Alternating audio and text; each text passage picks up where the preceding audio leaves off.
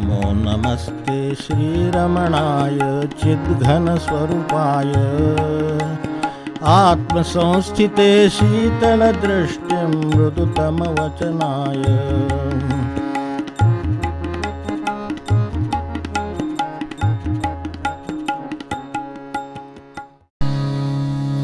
ॐ नमो भगवते श्रीरमणाय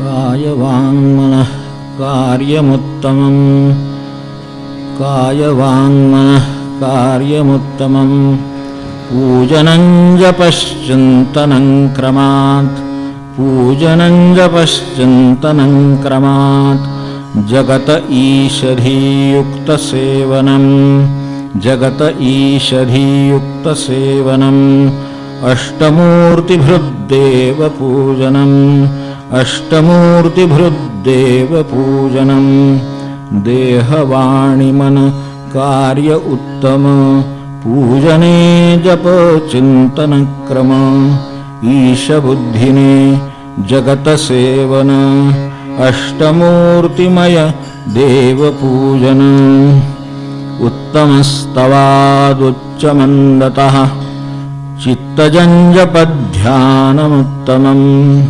उत्तमस्तवादुच्चमन्दतः चित्तजञ्जपध्यानमुत्तमम् आज्यधारया स्रोतसा समं सरलचिन्तनं विरलतः परम् आज्यधारया स्रोतसा समं सरलचिन्तनं विरलतः परम् उच्चमन्द मौनजपतसा चित्तध्यानमय जपखरासा उच्चमन्दं मौनजपतसा चित्तध्यानमय जपखरासा तूपस्रोतसम सरलचिन्तिते विरलचिन्तनाहून श्रेष्ठते तूपस्रोतसम सरलचिन्तिते विरलचिन्तनाहून श्रेष्ठते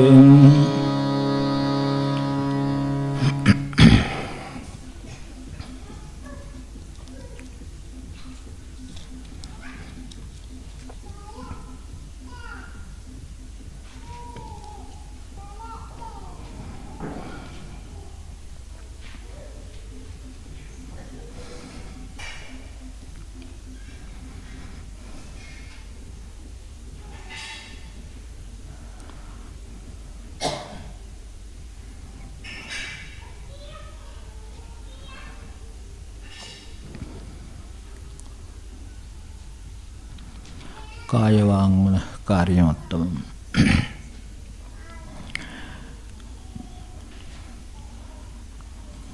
काया वाचा मन यांचं उत्तमात उत्तम कार्य. मन म्हणजे इथे ज्या अर्थाने मन म्हटलेलं आहे त्याचा थोडा खुलासा आपण पूर्वी केलेला आहे.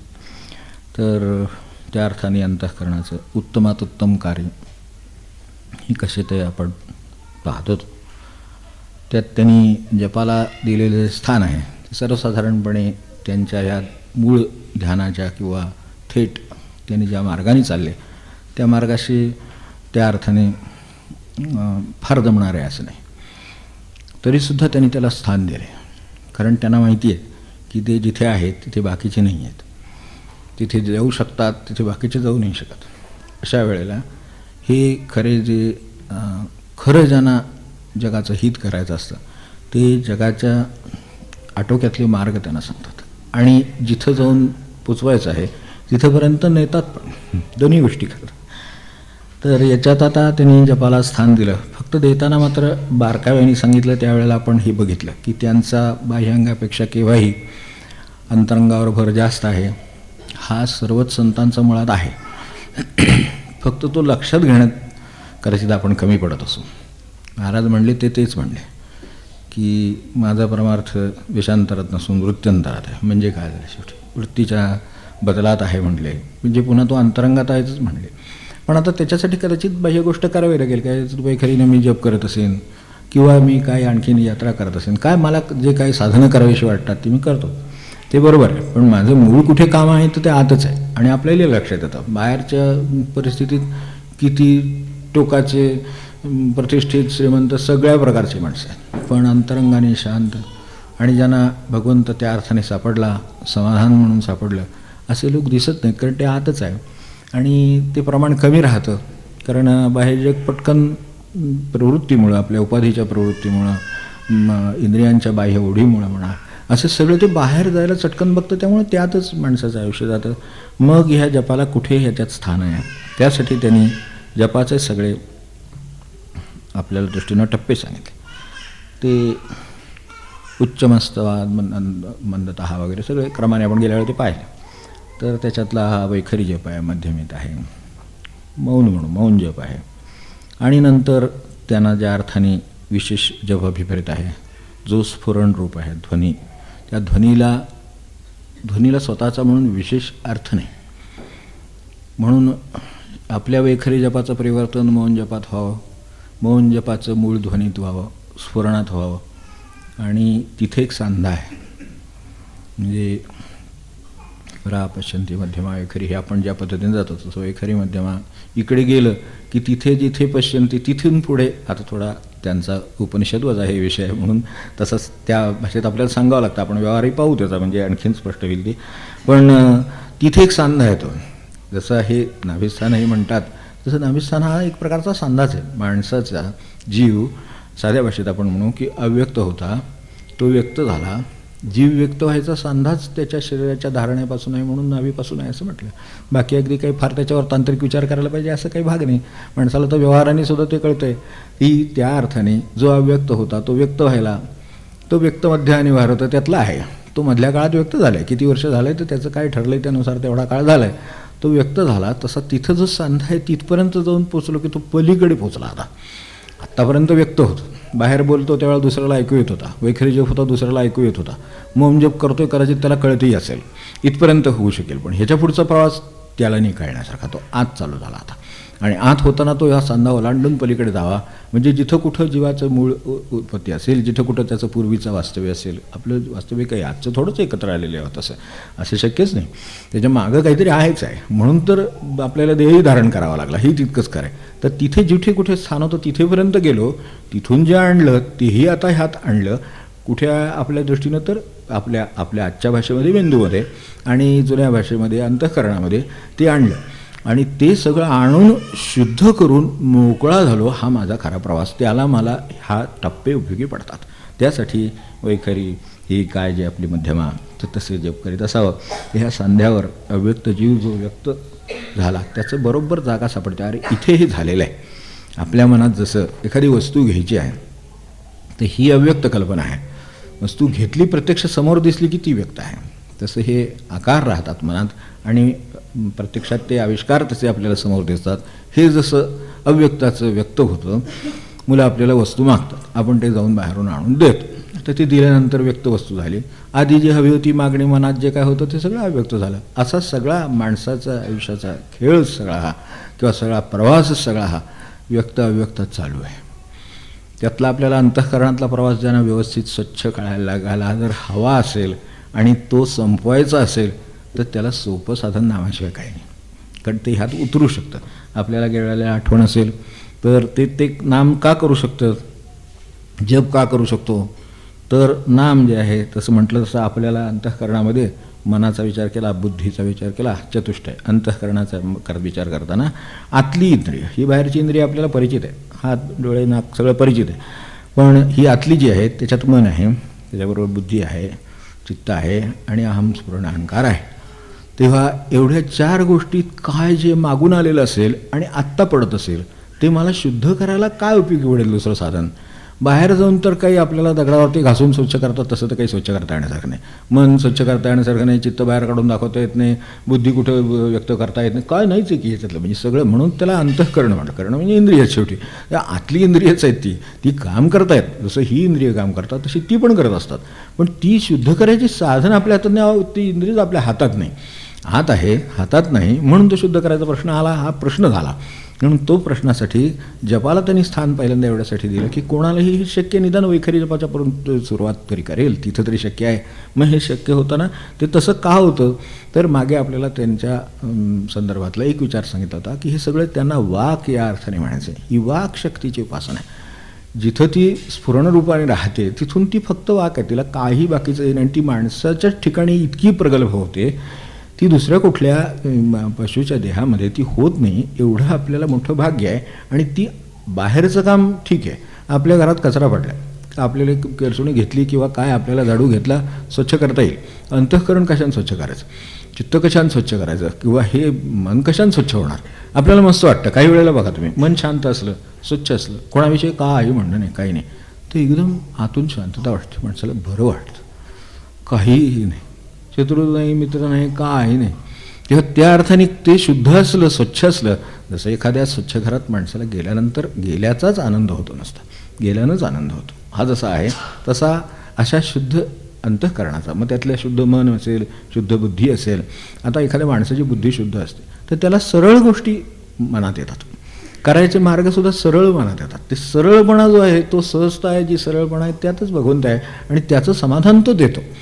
तर ते तसं देतो एवढं कळलं जरी असलं तरी मनुष्य त्याच्या मागे गेलं कसं मिळेल. कारण आत्ता तर ते काही मला होत नाही. एक मनात विचार येतो, दुसरा येतो, तिसरा येतो, चौथा येतो, परस्पर विरोध येतात, सगळा गोंधळ चालू असतो. आणि गोंधळाने अस्वस्थता येते.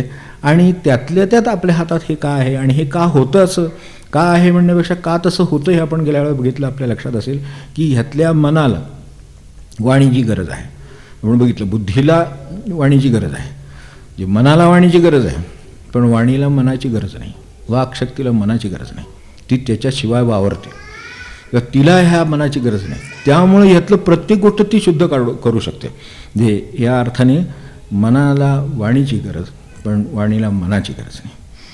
बुद्धीला वाणीची गरज आहे. बुद्धीला वाणीची गरज आहे म्हणजे एकदम काही कठीण सांगतो असं विचार करायचं कारण नाही. आपल्या बुद्धीमध्ये इतके विचार येतात, त्यातनं आपण ठरवतो की हे बरोबर आहे, हे चूक आहे, हे तर्कशुद्ध आहे, अमका आहे, हे काहीतरी सांगितले, हे बरोबर सांगितले.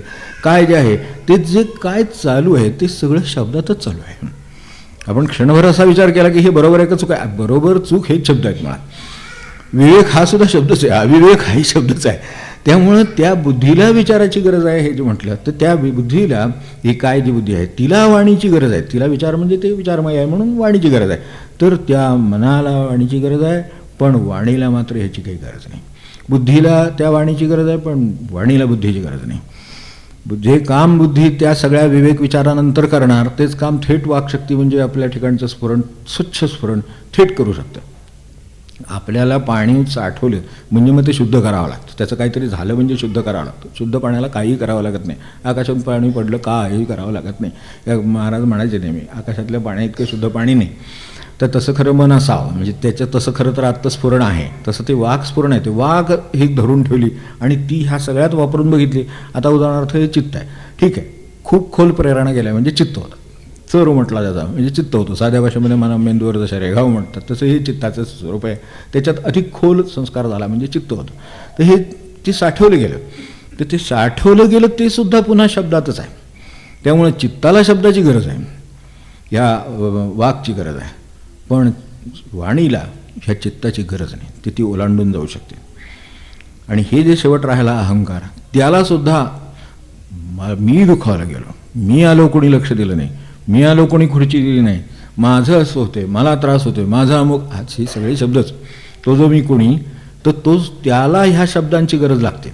मनुष्य रागावायचा झाला. आपण व्यवहारामध्ये हे याचं जाऊ दे, व्यवहारात आपण विचार केला असेल तर बघा की मुलाला एक शिस्त लावायची.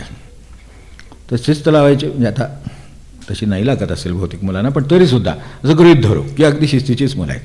मांडी घालून बस म्हणजे मांडी घालून बस, तासभर बस म्हणजे तासभर बस, अभ्यास कर म्हणजे अभ्यास कर, असं समजा आहे. असं पण सहसा असंच नाही. त्यामुळे आपल्याला ते काहीतरी करावं लागतं पुढचं. तर ती शिस्त लावायची. तर शिस्त लावायची म्हणून मनातल्या मनात आता आपल्याला शिस्त हाच शब्द आहे मुळात, त्याच्यावर लावणार कशी ती. बरं, मला शिस्त लावायची म्हणून आपण काय करणार, आता त्या मुलाच्या प्रमाणे काय करणार हे ठरणार. मुलं नुसतं सांगून बाबा अरे अभ्यासाला बस म्हटल्यावर अभ्यासाला बसणार असेल तर ठीक आहे, ते सुद्धा तू अभ्यासाला बस असं सांगावं लागतं. तो विसरलाय, खेळतोय, त्याच्या लक्षात नाही समजा, तर बोलावून आणलं अभ्यासाला बसाल की अभ्यासाला बसला, किती सरळ व्यवहार झाला, असं उठतो का कुठं, पण तरी सुद्धा समजा झाला, समजूतदार मुलगा एकदम अशी कल्पना करू, तर ते झालं, पण ते सुद्धा त्याला बोलवून आणावं लागलं. अरे बाळ काय असेल ते म्हणावं लागलं त्याला पुढे. बाळ नाही तर अशा वेळेला बाळासाहेबच म्हणावं लागतं, पण तरीसुद्धा ये बाळ, तर ते बाळासाहेब म्हणून का होईना पण त्याच्याकडनं अभ्यास करून म्हणजे पुन्हा बाळासाहेब लागलात, म्हणजे त्याला सगळ्याला शब्द लागला. आपल्या व्यवहारात सगळा असा झालेला आहे. म्हणजे हे आपल्याला शिस्त लावायची झाली तरीसुद्धा बरं, शिस्त लावायचे मार्ग आपल्याला पट्ट्या फिट्ट्या सगळं ते माहिती आहे, पण ते सुद्धा आता कायद्यानं करता येत नाही. आता बरं त्यातून समजा आपल्यात आहे आणि झालं समजा पट्टी मारली तरीसुद्धा त्याला काय शिक्षा केली तरीसुद्धा पुन्हा शिक्षा रागावला, म्हणजे पुन्हा शब्दच परत पट्टी शब्दच. पट्टी लागत असली आणि ती वस्तू असली तरीसुद्धा ह्या सगळ्या उपाधीची गरज लागतेच. तर त्याच्यात आता ते करायचं कसं मग ह्याच्याशिवाय. म्हणून हे जे सुरुवातीला आपल्याला म्हटलं हे अगदी साधा सामान्य स्थिती, म्हणजे सामान्य आपल्या ज्या रोजच्या याच्यातले. आता गप्प बसायचं, तोंडावर बोट ठेवलं, म्हणजे आपण मुलांना सांगतो गप्प बस, तोंडावरती मुलं बडबडत राहतात. आता हे काही मुलांचंच असतं असं नाही, पण तरीसुद्धा बडबड करतात. काही माणसं उठली सकाळी की सांगायला सुरुवात, सबंध जन्माचं काय असेल ते सांग, तर ते जे काय सांगायचं काल झालेलं, आज झालेलं, ऑफिसमध्ये झालेलं, अमकं झालेलं, असा बोलला तसं बोलला, अमकं झालं सुरू करतात. म्हणजे असं कोणाचं असं काय नसते, यात पक्ष नाहीत, स्त्रीपक्ष पुरुष पक्ष वगैरे असं काय नसते, मुलं लहानाचं मोठं असं पण काय नसते, पण उठलं की बोलावं असं वाटायला लागतं, ती बोलायला असं वाटतं. त्यावेळेला समजा जर आपल्याला असं वाटलं की मला जरा जप चाललं, समजा मौन जप आहे, तर त्यांना काय करणार ना, अशा वेळेला आपण समजा तोंडावर बोट ठेवलं जरा किंवा माळ दाखवली वगैरे, तर एखाद्या वेळेला एखादा ऐकतो नाही असं नाही म्हणत मी, पण तरीसुद्धा समजा हे आपल्याला तोंडावर बोट ठेवून सुद्धा ते काम होतंच असं नाही, पुन्हा सांगावं लागतं. माझा जरा थोडा वेळ जेव आहे, माझं थोडा वेळ मौन आहे, समजा अगदी मौन आहे, की त्यांना कसं कळणार तुमचं मौन आहे ते. आता त्यासाठी तुम्हाला काय करावं लागेल, तर आता बोर्ड का लिहायचं आहे आपण तिथे माझे मौन आहे वगैरे, असं काही बोर्ड लिहायची गरज नाही. म्हणजे बोर्ड लिहिलं तरी पुन्हा शब्द वापरावा लागेल, शब्दाशिवाय चालत नाही असं आहे ते. मनाचं चालत नाही, चित्तात चालत नाही, बुद्धीत कोणाचं काही चालत नाही. तिथे सुद्धा पुन्हा सांगावं लागतं अहो जरा माझं मौन आहे. आता 8ला मौन संपलं, मग काय ते माहीतच आहे आपल्याला, ते काय बोलतील एवढं आपण बोलणार आहे मौन झाल्यानंतर. तेव्हा हे सगळं आपल्याला माहिती आहे. त्या इतक्या व्यवहारात सोपा, व्यवहाराच्या बाबतीत विचार केला, आपल्याला वस्तू हवी, काय त्याच्यासाठी पैसे हवे, काय पेट्रोल हवं आहे ते घ्यायला पैसे हवेत, काय हवं, तर नुसता हात पुढं करून घरात आपल्याला समजा काय ह्या कामासाठी अगदी मुलांना असतील मोठ्या नसतील काय, समजा घरात काही लोक कसं असतं की अगदी शिस्तीचे असतात, घरात आणून पगार देतात, नाही आपला विश्वास बसत सोडून देऊ आपण, ते अपवाद असतील लोक समजू, आपले पैसे ठेवून उरलेले पैसे घरात देतात असे पण असतात. ठीक आहे, त्यात काहीतरी प्रकार होणार, पण समजा असं पेट्रोलला पैसे पाहिजेत की काय सणा काय काम आहे समजा, किंवा काहीतरी वस्तू आणायची त्याला पैसे पाहिजेत, म्हणून हात पुढे करून चालतं का नुसतं, तर नाही चालेल. हात पुढे केलं तर काय ते काय म्हणणं, आता काय हातावर लोणी घालायचं की काय करायचं, काय त्या हातात पुढे गेलाय बरोबर आहे, पण पुढे काय करणार, तर पुढे जे काय करायचं ते आपल्याला करावं लागेल ना. म्हणजे म्हणावं लागेल बा एक काय असं करायचं ते 100 रुपये लागणार आहेत, काय पेट्रोल भरायचे 100 रुपये लागणार आहेत, तर पेट्रोल भरायचे 100 रुपये लागणार आहेत, त्यासाठी ते द्या, हे सगळं हेही शब्दच सांगावे लागले, त्याच्याशिवाय आपलं चाललं नाही. आता होतं काय की हे अशा तऱ्हेनं ह्या नोकरी देण्याचं ठरलेलं आहे, तरीसुद्धा आपल्याला अपॉइंटमेंट लेटर लागतं, तोही ते अपॉइंटमेंट लेटरच देतो तुम्हाला, ते दिल्याशिवाय ते होत नाही काम. पास झाला तरी तुमचे पास झालेलं छान आहे सगळं असं हे सुद्धा म्हटलं तर समजा पास झालेलंच आहे. आता ज्याने ज्यावेळेला लिहिलं आणि ज्यावेळेला ते पासिंगच्या दर्जाचं होतं ते मुळात शब्दच बरं का सगळे, तर ते सुद्धा लिहिले, मार्क दिले ते सुद्धा अक्षर ते शब्दच परत, म्हणजे त्यामुळे तो वापर त्याचाच केला, पण त्यांनी तो पास झाला ही वस्तुस्थिती आहे. पण पास झाला ही वस्तुस्थिती पुन्हा सांगावीच लागते परत एकदा, ती डिक्लेअर करावी लागते, ती पोचवावी लागते, त्याला द्यावं लागतं. जसं नोकरीचं आहे, शिक्षणाचं आहे, सगळ्या कामात हे चालू आहे. आणि अगदी साधा चांगला व्यवहार असला तरी मी हे सगळं सांगितलं, बाकीच्या व्यवहारांचं काय सोडूनच द्या, दंगा करा भांडण करा का, अहो भांडणसुद्धा बिनशब्दाचं नाही होत होतं, नुसतं गप्प बसलं ठीक आहे, म्हणजे थोडे दिवस नाही काही तास जातील, पण नंतर काय आज काय झालंय म्हणून तरी निदान विचारणार ना. शेवटी पुन्हा शब्द त्यांनी सुद्धा सांगितलं काही झालं नाही आहे, मला जरा आज गप्प बसावं असं वाटतंय, असंच आहे समजा, तरीसुद्धा आज काही झालेलं नाही, मला गप्प बसावं असं वाटतंय, हे सुद्धा सांगावं लागतं परत. म्हणजे जरी अगदी दुसऱ्या बाजूचा विचार केला, हे सगळे चांगले, तरीसुद्धा दुसऱ्या बाजूचा विचार केला तरी अगदी पार त्याचं आता काय सांगायचं, तदेव लग्न म्हणलं सुद्धा तदेव लग्न म्हणावं लागतं. विभक्त व्हायचं झालं तरी ते घडवून लिहावाच लागतो. शेवटी शब्द कागद लिहावेच लागतात. सगळ्या वस्तुस्थितीचा विचार केला तर आपल्या लक्षात येईल या टोकापासून त्या टोकापर्यंत चूक बरोबर योग्य अयोग्य आतलं. आणि आता त्यातल्या त्यात पुन्हा जाता जाता म्हणून सांगतो प्रत्येकाला म्हणजे जवळजवळ सर्वांना मन मोकळं करावं असं वाटतं कुठेतरी. भले देवाजवळ असेल मी अगदी गृहीत धरतो तरीसुद्धा मन मोकळं करावं असं वाटत. मन मोकळं करायचं आहे. समजा देवाजवळ बसलो मन मोकळं झालं निघून आलो असं कुठं घडतं. आपण देवाला मनातल्या मनात का होईना सांगतोच की तुला दिसतंच आहे ना मी काय बोलायची गरज नाही. म्हणजे ते पुन्हा बोलावं काय गमत आहे ती काय कळत नाही. ह्यांनी हे जपाचं का धरलं ते मला सांगायचं की एवढं मनात ह्याच्यात जपाचं का तरी धरलं हे सगळं. किंवा अनेक वेळेला हे जसं मनात काय ते मोकळं करायचं वगैरे तसं मनात ते खतखतत राहतं. समजा एखादा विषय काहीतरी माणसांच्या मनात तो काय कोणतरी बॉस काहीतरी वागलेला असतो कोणतरी बरोबरचे सहकारी वागलेले असतात घरात कोणीतरी काहीतरी केलं असतं ते खतखतच राहतं त्रास होतो त्याला नाही बोलता येत. समजा त्याची परिस्थिती नाही बोलण्यासारखी रिलेशनशिपमध्ये तशी ती परिस्थिती नाही आहे तो बोलू शकत नाही तर त्याला त्याचा त्रास जास्त होतो मनस्ताप होतो.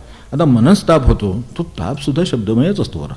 पण त्यात काहीतरी त्या तापाचं समजा एखादा म्हणाला काय तुम्हाला काही त्रास आहे का आणि काही मी काही करू शकतो का असं एखाद्याने विचारलं धाडकन सगळं आपण सांगून ते शब्दातच ना बरं. मी ते सांगितल्यानंतर समजा अगदी मन मोकळं काय ते खरखर होतं ते गेलं सगळं समजा तरीसुद्धा पुन्हा त्याच्यासाठी शब्द वापरले म्हणजे यातल्या मनाला लागले बुद्धीला लागले सगळ्या त्या चित्तात अनेक वर्षाच्या गोष्टी चित्तात राहतात माणसाच्या. 5-5, 10-10 वर्षापूर्वीचं काहीतरी झालेलं ते चित्तात राहतात. तर ते नसतंही पण ते इतकं उगाळलेलं असतं किंवा इतकं ते खोल असतं की ते आत जातं आत राहतं म्हणजे ते चित्तात राहतं शेवटी. आता तिथून वर येणार तेव्हा सुद्धा ते शब्दमयच असतं परत. म्हणजे ह्या सगळ्यांना लागतं. अहंकाराचा विषय नंतर करू पण ह्या सगळ्यांना जे लागतं आता अहंकार तो म्हणजे विषय वेगळा करायचं कारण नाही आपल्याला कल्पना आहे. तर अहंकार कशा तऱ्हेनं माणसाच्या नुसत्या बसण्यात अहंकार असतो माणसाच्या बघण्यात अहंकार असतो माणसाचं ते हालचालीत अहंकार असतो. म्हणजे हे आपल्याला आपण विचार केला तर आपल्याला हे पटू शकेल की असं असतं की काय वृत्ती आहे तर त्या वृत्तीचा परिणाम त्याच्या बसण्यात दिसेल त्याच्या उठण्यात दिसेल त्याच्या लोकांकडे पाहण्यात दिसेल त्याच्या उभं राहण्यात दिसेल. सगळ्यात आपल्याला लक्षात तो इतका अहंकार इतका सूक्ष्म आहे तो ह्याच्या सगळ्यात दिसेल पण शब्दात सर्वात जास्त दिसेल. तर तिथे त्याला ते तो बोलला नाही तरीसुद्धा दिसतो कारण बोलला नाही म्हणजे ते बोललं नसते ते त्याला इथं बोलणं शक्य नाही किंवा त्रास आहे त्याच्यामुळं म्हणजे न बोलल्याने त्रास कमी असेल किंवा कदाचित त्याच्यापेक्षा जास्त त्याला बोलायचं असेल वेगळ्या ठिकाणी बोलायचं असेल म्हणून असेल पण ते मूळ शब्द आहेत ते त्याला उच्चारायचे आहेत. त्या अहंकारसुद्धा तो शब्दमय आहे परत म्हणजे ज्या अर्थाने अहंकार शब्द इथं पाहतोय त्या अर्थाने. तर आता मला सांगा की ज्याचं एखाद्या आता आपण म्हटलं की स्वच्छता करायची आहे केरसून घेतली काय आपण समजा काय जाडू घेतला किंवा अलीकडे ते माप आहे आमकाय तामकाय किती गोष्टी ते तर ते स्वच्छ करायला घेतले. आता ते समजा ते स्वतःच ज्या वस्तूने आपण स्वच्छ करणार अगदी बोळ्याने पुसणार त्या बोळ्यालाच एवढी घाण आहे किंवा एवढं त्याला केर आहे त्याने जर आपण केर काढायला निघालो तर तो केर म्हणेल वा वा मला काय सोबत मिळाली आहे तो केर म्हणेल मला सोबत किती छान सोबत दिली यांनी. म्हणजे ज्यांनी ते करायचं ते त्याच्यापासून अलिप्तही लागतं आणि त्यात ते नसावं लागतं. ज्या बळ्यात ज्या केरसुणीत ज्यात केर नाही त्यांनीच आपल्याला ते स्वच्छ करता येतं तसं नामात काहीच नाही आहे. म्हणून त्यांनी मन शुद्ध करता येतं बुद्धी शुद्ध करता येते चित्त शुद्ध करता येतं आणि शेवटी अहंकाराच्यातलं जे शब्दमय आहे ते बाजूला जाऊन अहंकार शुद्ध होऊन शेवटी शुद्ध स्फुरण राहतं. आता ही खरं खूप चांगला आणि कळण्यासारखा प्रवास आहे पण तो हा म्हणजे म्हणून त्या वाक्शक्तीची उपासना वाचम धेनुम उपासित नामम उपास्व असं जे उपनिषदांनी म्हटलं ते एवढ्यासाठी की नामाची उपासना करा. नाम हे घ्यायचा विषय नाम हा वाक हा नुसता बोलायचा विषय नाही आहे त्याची उपासना करायचा विषय आहे. तेव्हा उपासना करायची आपण साधी कल्पना करू एखाद्या मूर्तीची किंवा एखाद्या देवळात आपण देऊन उपासना केली म्हणजे काही ते मूर्तीचं आपण काही करत नाही त्या अर्थाने काही करायचं नसतंच उलटं आपण ती पाहतो मनात साठवतो हे जे काही सगळं असेल ते करावं त्याची गरज आहे. म्हणजे तसंच इकडं नामम उपास नाम घ्यायचंच आहे बरोबर पण मला किंवा वाचम उपासू ती मला वाक्शक्तीची उपासना करायची आहे पण उपासना करायची म्हणजेच माझे सर्व भाव त्याच्या पायाशी अर्पण केलेले आहेत तेव्हा पूजा झाली. बाकी तुम्ही फुलं किती घातली हार किती घातले बाकी काय आरास केली याच्यावर काही खरं अवलंबून नाही. हा उपाधी आहे आणि त्याचा आपल्याला एक आनंद होतो म्हणून करायचं. महाराज जे म्हणले ते परत एकदा आठवतो ते आपल्याला सांगतो ते आपल्याला म्हणजे वाचनात आपल्या असेलच पण महाराज म्हणले आपण ती आई त्या अगदी छोटे बाळ असतात त्यांना सजवते नटवते, त्यांच्या गळ्यात घाल, कानात घाल, अमकं कर तमकं कर सगळं करते, त्याला त्याचं काय असतं ते प्रत्येक घालण्याबरोबर ती ओरडतं. खरं सांगायचं आपण कानात काय घालायला ती एकदम काय आरडाओरडा करता आपल्याला माहिती. आपण नवीन नवीन काय ते ड्रेस घालायला जातो, काय करायला जातो, त्या सगळ्याच्या पण आईला आनंद होतो ते घातल्यावर ते छान दिसेल आणि त्यामुळं ते ह्या उपाधीचा आनंद आपल्याला आहे. तर आणि हळूहळू आपल्या संगतीनं मग त्यांनाही लागतो तो. प्रपंचात आपण कसे पडत जातो असं मला वाटतं. ते कसे पडत जातो आणि कसे अडकतो ते आपल्या लक्षात येईल की आपणच अशी उपाधी केलेली आहे. ती उपाधी हळूहळू उपाधीचं आणि उपाधीचं प्रेम सर्वात निरुपाधिक व्हा म्हटलं तर प्रेम नाही लागणार कोणाला. नुसतं गप्प बसा म्हटलं तर काही नाही. काम सांगा तुम्ही, माणसं 10 कामं करतील. म्हणून कर्मयोगानं उद्धरून जाणं कठीण आहे त्या अर्थाने. कारण काम करायचं म्हटलं की माणसं मुळात कर्मशक्ती त्याच्याकडे आहेच केवढी तरी, तर त्यामुळं ते त्याला करायला आवडतं. पण त्याला म्हटलं की गप्प बसा आणि शांतपणे नाम घ्या ना, आपलं हित त्याच्यात नाम उपासो वाचो उपासो आपण आपलं करीतच हवं शांतपणे बसून. तर ते करायचं म्हटलं की 5 मिनटं बसणं अवघड चुळबुळत, सगळं चित्त उसळून येतं वर, सगळं मन उसळून येतं, सगळी बुद्धी उलटं विचार करायला लागते काय होतं, कारण ते शुद्ध नसतं. ते शुद्ध नाही हीच अडचण आहे. म्हणून आत्ता आपला अभंग जो नवीन मुद्दाम घेतला तो घ्यायचाही राहिला होता. चित्त नाही हाती करू जाता हरिभक्ती. हे जे एवढंच आहे ना महाराज म्हणाले ते तेवढ्यासाठीच म्हणाले, चित्त नाही हाती करू जाता हरिभक्ती. म्हणजे त्यांनी अगदी थेट चित्ताचा विषय काढला. तो सखोलच आहे. तो यामुळं झालेला एवढं लक्षात ठेवलं तरी चालेल. खरं तर हे सगळं म्हणजे काय होतं, या प्रत्येक गोष्टीने आपल्याला कल्पना येत नाही खरोखर. एखाद्याच्याकडे समजा गावाला गेला एखादा मनुष्य आणि जाताना त्यावेळेला काय आपल्याकडे ह्या कोणाच्या टाकीच्या सिस्टीम आहेत, कोणाच्या गव्हर्नमेंटचं पाणी येतं, काय येतं नाना प्रकार असतं. तो ज्या वेळेला गेला त्यावेळेला पाणी नव्हतं. त्याने त्यावेळेला काय पाण्याचे नळ उघडे राहिले ते. तो जाताना त्याच्या लक्षात आलं नाही की हे बंद करून जावं. आता तो गेला, तो त्यावेळेला त्याचं सामान भरलं, त्याच्या डोक्यात तिथले विषय होते, कुलूप लावलं, निघून गेला. आणि तो गेल्यानंतर पाणी आलं, धडा सगळ्या आपल्या घटना घडलेल्या अशा अनेकांच्या पाहण्यात असतील, घडल्याही असतील घरी कदाचित. मनुष्याला तो जर गावाला गेला असला आणि गाडीनं जर गेला असला निघून, तर तिथं पश्चात्ताप करण्यापलीकडे त्याच्या हातात काही नसलं. कोणाला आता ह्या आज हे फोन झाले खिशात असते सगळीकडे माणसांच्या, म्हणजे काही वेळा उपयोगाला पडतं, बरेच वेळेला निरुपयोगी असतं. तर ती जी काय वस्तू आपल्याकडे आहे, तर ती जी वस्तू आहे तिच्यावर न कळवण्याची काही व्यवस्था असली, त्याची किल्ली त्यांच्याकडे असली तर ते काम करू. ते म्हणाले त्यांना कळवलं हो वाहते, हो आम्हाला ऐकू येते, आम्ही पण बाहेर जमलो होत, काय करावं काय कळेना, आत मात्र पाणी वाहते. आता ते जे काय पाणी वाहते त्याचं आपण काही करू शकतो का? तर आपल्याला त्याची कल्पना नाही आणि त्याबद्दलची सावधानता नाही. मग ही कल्पना आणि सावधानता देणं हेच संतांचं काम आहे. तेच त्यांचं म्हणणं की एवढ्या गोष्टीत आपल्याला कल्पना येत नाही की मनाची शक्ती किती गेली. काळजी करत राहणं, मनाची शक्ती गेली, शब्दानेच काळजी करतोय त्या. तेच काळजीच्या शब्दाऐवजी नामाचा शब्द वापरला गेला असता तो मला सांगा किती कोटी नाम झालं असतं कोणा ठोका आजपर्यंत. ज्या विषयाची म्हणून काळजी केली, ज्या विषयाचे काय प्लॅनिंग केला, अमकं केलं तमकं केलं, व्यावहारिकदृष्ट्या ज्या करायच्या त्या गोष्टी ठीक आहे, पण त्याच्या पलीकडे जाऊन मी काहीतरी करीत असतो. म्हणजे माझ्या दृष्टीने पेपर टाकल्यानंतर रिझल्टची काळजी करत असतो. अगदी सोपं, म्हणजे जाऊन आल्यानंतर, गावाहून जाऊन आल्यानंतर त्याच्यावर काहीतरी काम करीत असतो पुढे. ते काय करायची गरज नाही, गावात जाऊन आला तिथे काय करायचं ते केलं ना. आता समजा एखादी गोष्ट काय राहिली असेल आपली करायची तर कळवा, एखादा फोन असला तर कळवा, नसेल तर काही करू नका. आता काय व्हायचं ते झालेलं आहे, ते झालेलं आहे ते चुकलं आहे समजा, लक्षात आलं आपल्या. आता किंवा एखादी गोष्ट करायची राहते, माणसं गावाला जातात, लग्नाला जातात आणि शेवटी इतके ते खाणे पिणे ते लोकं सगळं एवढं भेटणं, कितीतरी आनंद वगैरे वगैरे काय जे काय झालेलं असतं तर ते मी अगदी वेळ विसरून गेली. म्हणजे आता लग्नाची वेळ तेच आठवण करून देतात म्हणून लक्षात राहिली वगैरे. हे सगळं जे काय झालेलं असतं त्या नादात हळूहळू बॅग घेऊन आपण अजूनसुद्धा तासभर बोललो असतं तर बरं झालं असतं, मला अगदी खूप आठवण येतं वगैरे वगैरे सगळं करून निघताना मग घरी आल्या लक्षात येतं आहेर द्यायचं राहील. आता राहिला ना मग आता राहते. तो कुठं जात नाही, ते कुठं जात नाही आहेत. म्हणजे सध्या तरी म्हणजे अशी परिस्थिती बरी आहे अजून, त्याच्यामुळे लगेच काही ते कुठं जात नाही. तर त्यामुळे ते आपण नंतर त्यांना एक फोन करून ठेवा, एखादा निरोप द्यावा, काय पत्र लिहावं की असं असं आनंदामध्ये भेट झाली, लग्न आनंदात झालं, त्याच्याचमुळं खरं असं घडलं. तर ते किती आनंदात झालं असेल याची यावरूनच तुम्ही कल्पना करा. तर माझं द्यायचं राहिलंय तर आता भेटलो म्हणजे देतो, तर हरकत नाही. ते काय आपल्या रागवणार नाहीत. ते म्हणतील आपलं लग्न किती चांगलं झालं असेल, हे लोक किती आनंदात असतील. म्हणजे असं तर म्हणजे सगळं सरळ गृहीत धरून मी म्हणतो सगळं. म्हणजे एखाद्याचा मानकऱ्याचा राहिला असलं तर नेमका आणि त्यामुळे गोंधळ होणार, परत आणि आम्हाला पत्र लिहून कळवतात वरणी. असं होण्याची शक्यता आहे. म्हणजे शब्दानेच समज, शब्दानेच गैरसमज, शब्दानेच शक्ती वाचणार. काय करणार? ह्या सगळ्यात प्रत्येक ठिकाणी जसं ते पाण्याचं सांगितलं तसं हे आहे. प्रत्येक ठिकाणी माणसाची वाक शक्ती वाया जाते, त्याच्याबरोबर मनाची शक्ती वाया जाते, बुद्धीची वाया जाते. त्या विचाराचे किती विचार मनुष्य करत बसले असतो. अनेक वेळेला अमुक एक गोष्ट करायची आहे त्याचा विचार करीत बसलेला असतो. मी म्हणतो अहो करून टाका, त्याच्यापेक्षा काय जे आहे ना ते जे काय असेल ते. आता खूप अगदी कितीतरी गोष्टी अशा आता निघालेल्या आहेत की ज्याच्याबद्दल कुठेतरी ॲडमिशन घ्यायची आहे. परीक्षेला अजून 2 महिने, ती कधी होणार ते होणार. हा अभ्यास करतो तो करतो, किंवा अभ्यास न करण्यासारखे डायरेक्ट थेट जायचं आहे परीक्षेला. 2 महिने कशाला विचार करत आहे? बरं परीक्षा द्यायची तर अभ्यास करा. अभ्यास केल्यानंतर आता त्याच्यावर काय विचार करताय? नाही समजा त्यावेळेला अशाच्या असं आलं तर तशाच्या तसं. अभ्यासात काही आहे का करण्यासारखं नाही.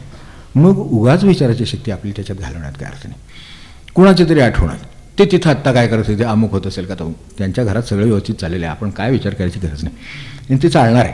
बरं चालण्यासारखं नसेल, त्यांचं काही अडलं असेल आपल्या वाचू ना, म्हणजे सहसा असं काही नसतं. मनुष्य जातो तिथं काय अडत नाही.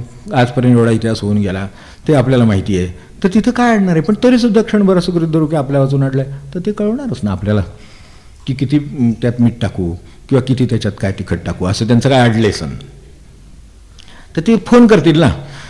पण तू बरोबर टाकलंस ना हे विचारायची काय गरज नाही. काय ते बरोबर टाकलं नसेल तर घरात ते सांगतीलच ना, योग्य शब्दात सांगतील अशी सोय. मग कशाला विचार करायचा त्याचा, आपल्यापर्यंत आलं तर बघू. तर अशा तऱ्हेचं हे खरं ही दिवसेंदिवस नाही, मिनिट टू मिनिट शक्ती वाया चाललेली आहे. अखंड आयुष्यभर अशी शक्ती चाललेली आहे. असे अनेक प्लान्स आहेत आपल्या आयुष्यात, आपण आठवून बघावे.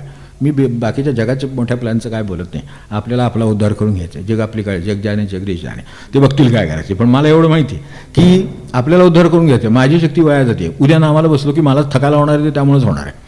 नाही तर मी 12 तासाचं, मला सांगा आज 8-8 तास मनुष्य काम करतो, काय 12 तास सुद्धा करतो काही वेळेला, तर 8 तास मनुष्य काम करतो. त्यासाठी तो शक्ती साठवतो, तेव्हाच ते शक्य होतं ना.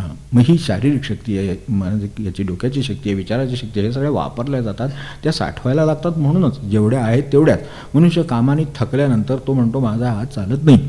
कॉम्प्युटर असला तरी त्याचा हात चालत नाही असं झाल्यानंतर त्याला काम नाही करता येत. म्हणजे तितपत तरी शक्ती त्याला लागते.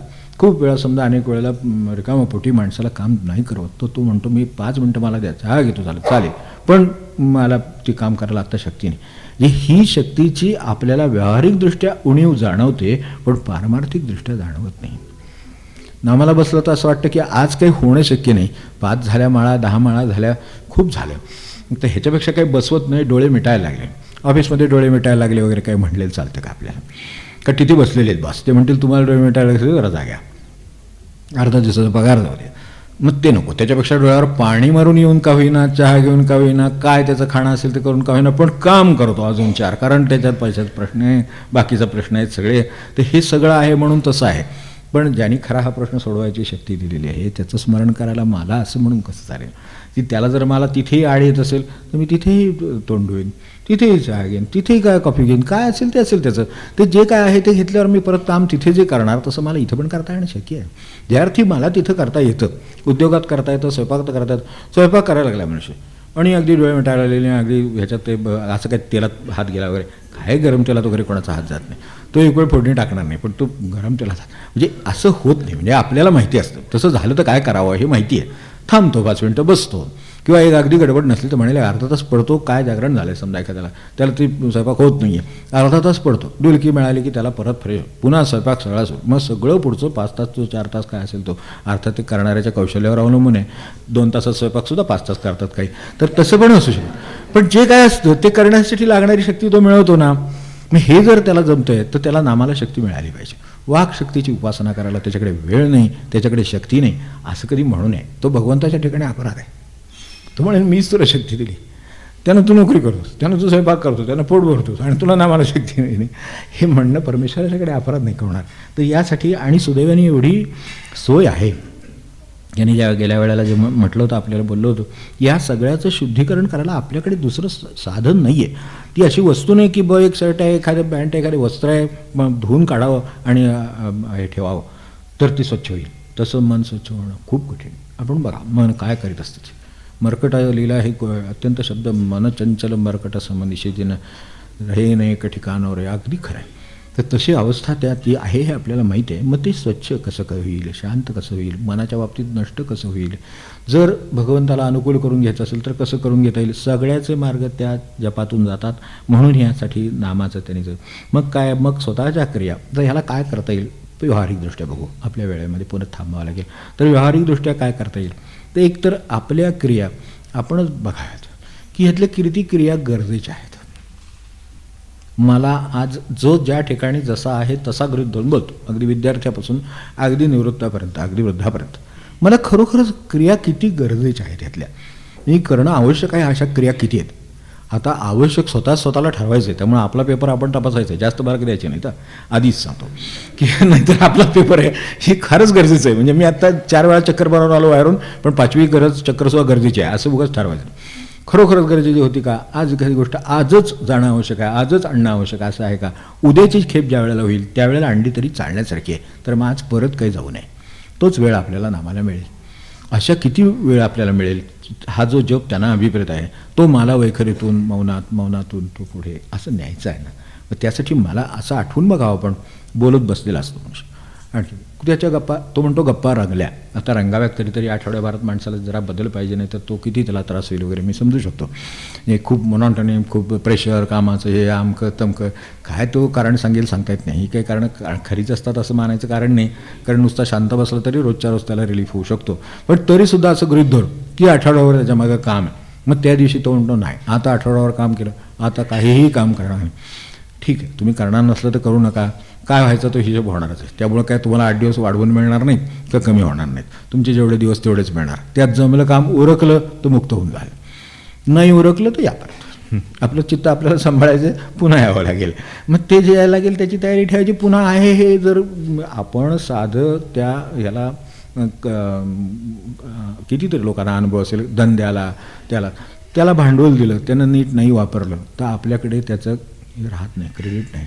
त्याला परत बँक उभं करून घेत नाही साध्या भाषेत, की त्याला म्हणते नाही तुमचा मागचा अनुभव चांगला नाही. आता भगवंताने आपल्याला तिथे गेल्यावर काय म्हणावं, तुमचा मागचा अनुभव काही चांगला नाही, त्यामुळं तुम्ही याही योग्यतेचे नाही. त्याच्या खाली आपल्याला म्हणजे अजून मनुष्य युनिट ठेवण्यासारखं जर काही असेल तर त्या युनिट ठेवावं. त्याच्यापेक्षाही जर तो आणखीन पुढे गेला असेल तर त्याच्या खालची सोय आहे, तिथे फक्त जेवढी राहिली तेवढी कर्म भोगायची.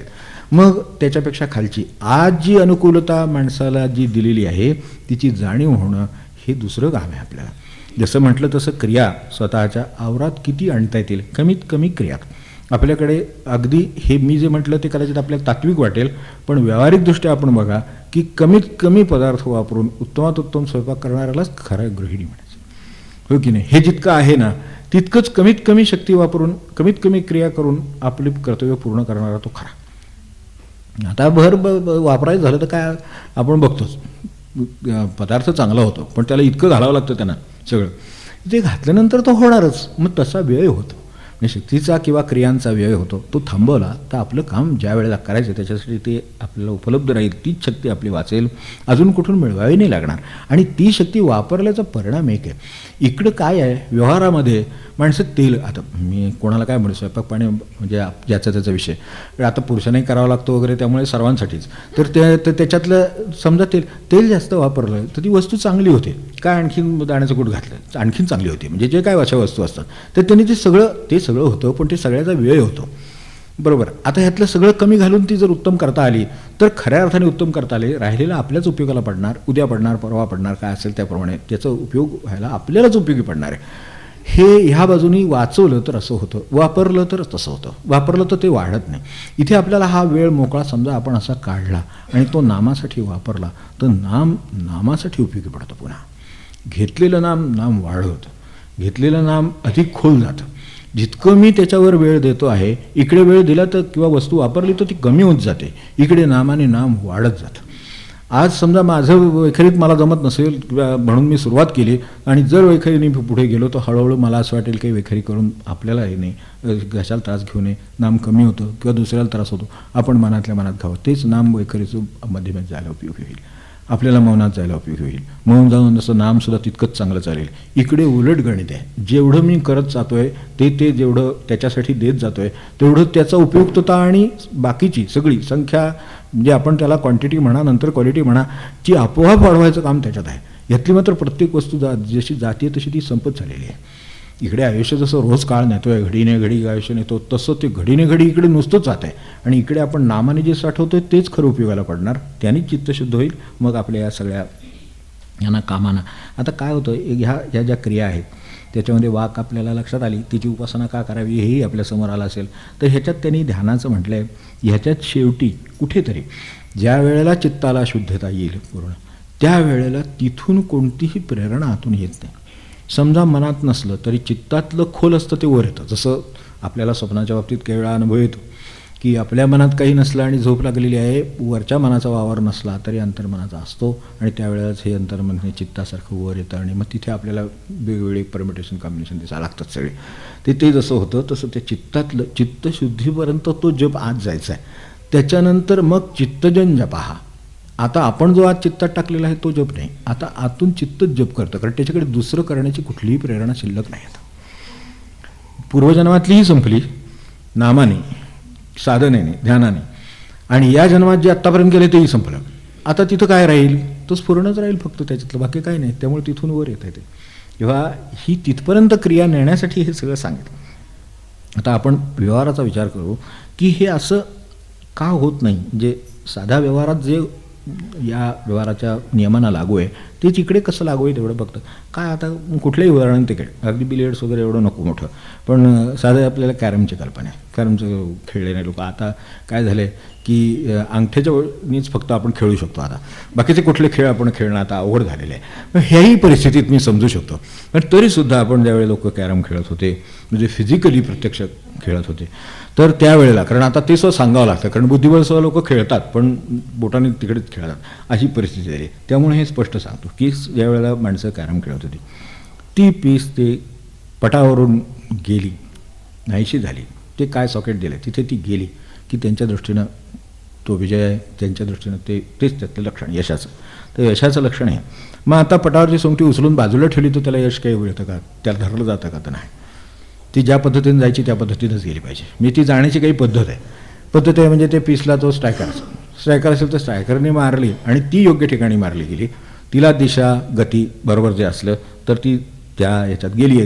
एकदा त्याला दिलेल्या सॉकेटमध्ये त्या लक्ष जे ठरवलेलं आहे त्या सॉकेटमध्ये गेली की त्याच्या दृष्टीनं तो यशस्वी झाला. तर हे जसं यशस्वी होताना याच्यामागे ती पीस पण आहे, तिचं लक्ष पण आहे, त्याच्यामागे स्ट्रायकर पण आहे, आणि नुसता स्ट्रायकर इथे ठेवला आहे आणि पीस तिकडे रवाना झाली असं काही होत नाही. त्या स्ट्रायकरच्या मागे पुन्हा बोट लागतंच. तो थांब लागेल नाही तर बोट लागेल, काय असेल ते जे लागेल ते त्यातली प्रेरक शक्ती आहे. ती जाऊन त्याला जेव्हा धडकेल बरोबर, ती ह्याला हलवेल तेव्हा ते त्याला हलवेल. ते त्या क्रम, दिशा ह्या सगळ्या बाबतीत साधं आत्ता हा कॅरमचा खेळ समोर ठेवला तर आपल्या लक्षात येईल की बरोबर आत्ताचे कार्यक्रम तेच चाललेले आहेत. चित्तामध्ये आपल्या पूर्वीच्या काळाचा अनुभव आहे, ते त्याच्यामागे उभा आहे. त्यात ही बुद्धी विचार ठरवते की हे डावीकडे जाईल का उजवीकडे जाईल, हे ती ठरवते. तर हे सगळं बुद्धीचं काम चालू आहे. चित्तामधून आत अनुभव आहे. म्हणजे हे ज्या वेळेला स्ट्रायकर मारला जाईल त्यावेळी त्याच्या मागं तो कुठे मारावा याचा जे निर्णय होतो, कुठे टाकावा ह्याचा जो निर्णय होतो, त्यावेळेला बुद्धी काम करते. तिकडं चित्त त्याच्या मागं त्याचा अनुभव ठेवत आहे. त्या अनुभवातून चित्ताने, म्हणजे तो आता खोल गेलेला आहे, 10 वेळा खेळला आहे, 50 वेळा 100 वेळा खेळला आहे, तो अनुभव तिथे त्या चित्तात कोरला गेलेला आहे. त्याच्याप्रमाणे त्यावेळेला वर येतं की हे डावीकडे जाऊ दे, त्यावेळेला डावीकडे जाऊ दे, त्यावेळेला डावीकडे जाऊ. ते मारायला लागते. जो स्ट्रायकर आहे तो आपला हा ज्या कार्यशक्ती आपली आहे ती सगळी, म्हणून कर्मशक्ती आपण सर्वात मोठी मानली आणि ती आपल्याला सहज मिळालेली आहे. ती कर्मशक्ती ह्या बोटाच्या रूपाने व्यवहारात काम करते आणि त्यावेळेला ती नुसती काम करते, ती नुसती नाही काम करू शकत, ती शक्ती आहे. त्यामुळे आपल्याकडे ज्या गोष्टी 4 सांगितल्या त्यातलं मन हे असं कार्यशील आहे सतत, ते एक फोर्स आहे मन हा. तर तो फोर्स त्याच्यामागे असल्याशिवाय स्ट्रायकरचा सुद्धा काही उपयोग नाही. स्ट्रायकरमध्ये सगळा अनुभव साठलेला आहे, तिथून कुठे जायचं वगैरे सगळं ठरलं आहे, बुद्धी त्याला दिशा देते, सगळं आहे. पण तरीसुद्धा ते त्याच्यात पडल्याशिवाय, त्याच्यात मागं फोर्स त्याला अनुभवाचा त्या याचा शक्तीचा असल्याशिवाय ते त्या ठिकाणी जात नाही. तेव्हा ह्या सगळ्या क्रिया नेहमीच्या आपल्या व्यवहारात अशा पद्धतीनं होतात. आणि हे 3 खरं सोपेच आहेत तसे म्हणतात. स्ट्रायकरही सोपं आहे, पीसही सोपी आहे, जाणंही सोपं आहे, ती गेल्यानंतर मिळणारं यशही सोपं आहे. खरं सांगायचं तर आपल्याला चित्ताचं शेवटी तेच करायचं आहे, कुठली पीस आता राहू नये, हेच खरं करायचं आहे. पण आता व्यवहाराच्या दृष्टीने जे उदाहरण चाललं आहे त्याच्यात पुढे विचार करू की हे सगळं जर असं चाललेलं आहे आणि हे जे काम खेळणारे लोक आहेत ते जे काय करतायत ते केल्यानंतर खरं इथं कार्यक्रम पूर्ण व्हायला पाहिजे. की समजा आपण यशस्वी झालो काय आपण खेळ जिंकलो समजा, तो काय असेल ते. तर त्याच्या डोक्यात खरं म्हणजे इथं जे संपायला पाहिजे, खरं शून्य व्हायला पाहिजे झाल्यानंतर ते शून्य होत नाही व्यवहारामध्ये. आपण विचार करून बघा, ते शून्य झालं असतं तर एक वेळ व्यवहारसुद्धा सोपा झाला असता, पण शून्य होत नाही, व्यवहार अडचणीचा होतो. आपल्या लक्षात असेल तर त्यानंतर त्याच्या खाली अजून काहीतरी आहे की ज्याच्या ठिकाणी जाऊन रिझल्ट दाखल होतो की मी आत्तापर्यंत 10 पैकी 9 मॅच जिंकलो. तो अहंकार खाली त्याच्या ठिकाणी जाऊन दाखल होतो की मी 9 जिंकलेलो आहे. मग आता तो 9 जिंकलेला आहे, त्यामुळे त्याला आपण 9 जणू काही जगामध्ये जिंकणारे आहोत. काय अलेक्झांडर म्हणा त्याला खरं तर, किंवा काय नेपोलियन म्हणा, काय म्हणायचं ते म्हणा, तो त्याला झाल्यासारखं वाटायला लागतं. चाललंय फक्त कॅरमचे खेळाचं. 9 जग का जिंकले आपण, पण अहंकार त्याला जणू काही 9 मी यशस्वी आहे जीवनामध्ये असं त्याला वाटायला लावू शकतो तो अहंकार. म्हणून तो भ्रामक आहे. तो एखाद्या किरकोळ गोष्टीच्या ह्याच्याबद्दल आहे. मी खरं सांगायचं ना, शिक्षणामध्ये खरं सांगायचं तर आपला हा मेकॅनिझम समजण्याची गरज आहे. जे आता आपल्याकडे पुढे हे होईलच सुरू, चरित्र आता व्हायचं आहे, त्यांची इच्छा असेल तर त्याप्रमाणे ते होईल. पण तत्पूर्वी आपल्याला विनोबांच्या वेळेला आपल्याला कल्पना असेल तर विनोबांना त्यांनी त्या 2 गोष्टी पुन्हा एक तर म्हणले होते पुन्हा जन्माला येणार नाही. मागे आपल्याला एकदा ज्ञानेश्वरीत बोलवतो, पुन्हा जन्माला आला नाही, आणि तरीसुद्धा आलाच तर 2 गोष्टी करणार नाही असं काहीतरी बोलून गेले त्यावेळेला. आपल्याकडे ते या कालिंदी ते आले त्यावेळा विषय झाला. तर त्या म्हटल्या त्यातली एक गोष्ट अगदी लक्षात ठेवण्यासारखी, ती आपल्याशी संबंधित आहे म्हणून. ते म्हणजे पुन्हा जन्माला आलो तर शाळेत जाणार नाही, एवढं नक्की. काय वाटेल ते असं ते शाळेत जाणार नाही. आणि तसं पाहिलं ना तर आता आपणच आपल्या शिक्षणाची उपयुक्तता ठरवून बघावी आणि जीवनातलं काय कळतं ते बघावं. जीवन किती मोठी विशाल वस्तू आहे. आता हे जे पोथीचा विषय सांगितला ते तिथे तोच विषय परत येणार आहे म्हणून सांगितलं. सिद्धार्थ स्वामींच्या आयुष्यामध्ये ज्या वेळेला ते 5 वर्षात झाले तेव्हा 5-6 वर्षी साधारणपणे पहिलीत वगैरे घालायची त्या काळातली पद्धत होती. तर त्या शाळेत घालायचे. तेव्हा त्यांनी आपल्या घरातल्यांना विचारलं होतं की आत एवढी शाळा शिकायला आहे, बाहेर एवढी शाळा शिकायला आहे, आणखीन शाळेत कशाला जायचं. हे आकलन 5व्या की 6व्या वर्षी असलेले पुरुष सिद्धपुरुष आहे हे मी समजू शकतो, पण सिद्धपुरुषाकडे बघूनच आपण ठरवतो ना कसं बघायचं ते. मग तसं जर आपल्याला कळलं तर खरं जीवन आणि खरं शिकण्यासारखं काय आहे ते कळेल. मग काय एकदा साधलं की साधलं वाटचं. एकदा मूल चालायला लागतं, चालेपर्यंत बोट धरायला लागतं, त्याला ते धरून यावं लागतं, हे सगळं खरं आहे. पण एकदा चालायला लागलं की काय होईल, हिमालयापर्यंत चालेल, म्हणजे हे सगळं शक्य आहे. मग तसंच हे सिद्धपुरुषांच्याकडून तेच शिकायचं. ज्यांना 5व्या-6व्या वर्षी हे आकलन येतं की आत एवढं शिकायला शाळा आहे, आतली केवढी शाळा आहे, दिसत नाही, शिक्षण अवघड आहे त्या बाजूचं, तर ते केवढं आहे, आणि बाहेर एवढा निसर्ग मांडला, एवढी सृष्टी मांडली, तेव्हा एवढं शिकण्यासारखं आहे, आणखीन कशाला शाळेत जायचं. आणि आपण आता या तुलनेने करून पहा की आतल्या शिक्षणाची किती गरज आहे, समाधानासाठी, शांतीसाठी, उद्धारासाठी किती गरज आहे, आणि बाहेरच्या शिक्षणाची त्याला किती मदत आहे. खरं सांगायचं तर आतलं शिक्षण जे घेऊ असं ते अंतरंगाचं, अंतःकरणाचं, आणि बाहेरचं जे निसर्गाकडून शिकू ते, याची गरज किती आहे खरं म्हणजे. पण ती गरजेची शिक्षणं बाजूला राहिली. आपण ओळखावं, आपल्याला जे करायचं ते करावं, त्या दृष्टीनं मागे लागावं, आणि हे मन कसं नियंत्रित होईल, देवाउन्मुख कसं होईल याचा प्रयत्न करणं, हे सगळं शुद्धीकरण आहे. तर आतलं हे शुद्धीकरणाचं शिक्षण आहे. ठीक आहे, माझ्या कष्टाच्या प्रमाणात आजही बाहेरच्या परीक्षेला कुठल्या साध्या शाळेतल्या बसलं तरी सगळ्यांना काही एका वर्गात म्हणून 1 मार्क देत नाही सगळ्यांना, एकच सगळ्यांना 70 मार्क द्यायचे असं काही नाही आहे. काहीतरी ग्रेड्स असतील, काहीतरी मार्कात कमी जास्त असेल, तर जसा प्रयत्न असेल तसं यश येईल, तसं इकडेही येईल. जेवढे प्रयत्न अंतःकरणाचे करेल, जेवढे प्रयत्न बाहेरून शिकण्याचे करेल, तेवढे याच्यातही येतील, आणि तितका देव जवळ येऊ शकेल. तर तेवढ्या प्रमाणात होणं शक्य आहे. या अर्थाने मन नियंत्रित किंवा शुद्ध किंवा देवाला उन्मुख कसं होईल, किंवा जे दोष आहेत ते दूर करण्यासाठी या जपाचा मला काय उपयोग झाला. जप झाल्यानंतर सहज आपल्यापुरताच विचार करावा की जप झाला, आता माझ्या चित्ताला शांतता आधी जी होती त्याच्यापेक्षा किती वाढली का नाही आहे, का मला अस्वस्थता जास्त आली, म्हणजे शोधता येईल काय चुकता येते. हा आपलाच डायग्नोसिस, सेल्फ डायग्नोसिस आहे, सहज करता येईल. किंवा माझा जप झाला, माझं ध्यान झालं, तर ते शेवटी जपाचं ध्यानात परिवर्तन होतं. तर ते जे आहे ते परिवर्तन होताना मला जपानंतर उद्विग्नता आली, अहंकार आला, माझा जीव एवढा झाला असं वाटलं का, काय वाटलं नक्की. आपलंच चित्त आहे, आपलंच मनाचा विषय आहे, आपली बुद्धी विचार करू शकते, तर मग आपण ती ह्या कामी वापरली तर जास्त उपयोग होईल. तो त्याला काय म्हणाला आणि जगाला काय सांगू, काय त्याची आपल्याला काय करायचं. म्हणजे ही बुद्धी विचारशक्ती म्हणजे काय सगळं आहे ते ह्या कामी लावलं तो मनुष्य किती लवकर त्याच्यात प्रगत होऊ शकेल. आणि जे मुळात रमणानं जे म्हणायचं आहे चित्तजन जपहा, तसं जप इतकंही खोल जाईल की जे करण्याची गरज राहिलेली नाही तो होतो. जप खरं म्हणजे करायचं हा जोपर्यंत जमत नाही तोपर्यंत, जोपर्यंत मुरत नाही तोपर्यंत, जोपर्यंत त्यांना पोचत नाही तोपर्यंत, नंतर तो होण्याचीच गोष्ट आहे, जे फिकी करण्याची गोष्ट नाही त्या अर्थाने. फक्त पहिल्यांदा जसं कुठलीही गोष्ट असू दे, मागे मी पोहण्याचं पण म्हणलं होतं, आपलं पोहण्याचं शिकेपर्यंत एरवी गटाळण्या खाईल, पण शिकेपर्यंत त्याला पोहावं लागतं, शिकावं लागतं, तर ते शिकत राहावं लागतं, क्रिया कराव्या लागतात, सगळं काही आहे. पण ते सगळं झाल्यानंतर मग तो निवांत पाण्यावर उलटासुद्धा पडून राहतो शांतपणे. हे जे शक्य आहे तसं ते पुढे जग व्हायचाच असतो, तो होतो. पण होतो असं जोपर्यंत होत नाही तोपर्यंत करावं लागतं, कारण शुद्ध झाल्यानंतर तरंगायला होतं. अशुद्ध वस्तू तरंगत नाही, ती खाली जाते. त्यामुळे चित्ताच्या बाबतीत ती खाली जाते, ती खाली शुद्ध झाली की ती वर तरंगते. तेव्हा ती त्यापर्यंत जप न्यायचं आहे एवढं लक्षात ठेवलं तरी आपल्याला त्यांचं त्या अर्थाने शुद्धीकरण, त्या अर्थाने बाकीचे अशुद्धी दूर करणं हे सगळं काम आहे. तर हे मनाच्या बाबतीत आहे, तेच बुद्धीच्या बाबतीत आहे. तिच्यातसुद्धा विचार अशुद्ध असतं, बाजूला करणं जपाबरोबर ते काम आहे आपलं, तर ते करावं. येत असेल तर कसं टाळता येईल, त्याच्यासाठी काय करता येईल ते बघावं. ते सत्संगाने टळतं, उत्तम ग्रंथाने टळतं, श्रवणाने टळतं, कशाने. चित्ताच्या बाबतीत ते शुद्ध कसं राहील, हे मागचं कशाला साठवत बसले, अडगळ आहे सगळी चित्तामध्ये. जन्मजन्मी जी अडगळ राहू शकते ती काय ताकदीची असेल याची कल्पना केलेली बरी. त्यामुळं ती आपणच तितकं खोल जायला पाहिजे, तेव्हा ती होईल. तर ते होईल आणि मग आपल्याला जेवढा चित्ताचा जरुरी पुरता वापर आहे तेवढा करता येईल, भगवंतासाठी वापर आहे तो करता येईल. आणि अहंकार असा संबंधच नाही, अहम स्फुरण आहे. फक्त जेवढं मला भूक तहान व्यवहार ह्याच्यासाठी जे लागतं तेवढा अहम मंजूर. काम नसेल तर माणसाचं जीवन अवघड होईल. तर त्यासाठी लागणारं फक्त स्फुरण आहे. त्याच्यावरनं कळतं की भूक लागली, तहान लागली, जायचं आहे, कामं आहेत, वेळ आहे, काळ आहे, भान आहे, हे सगळं आहे. इथपर्यंत यासाठी तो उपयोगी आहे. ते एवढं अहम फक्त स्फुरण राहील, तर अहंकार म्हणून काही राहणार नाही. जे जे म्हणून महापुरुष होते त्यांच्यात आपण पाहिलं तर त्यांच्या ठिकाणी अहंकाराविषयीच नाही.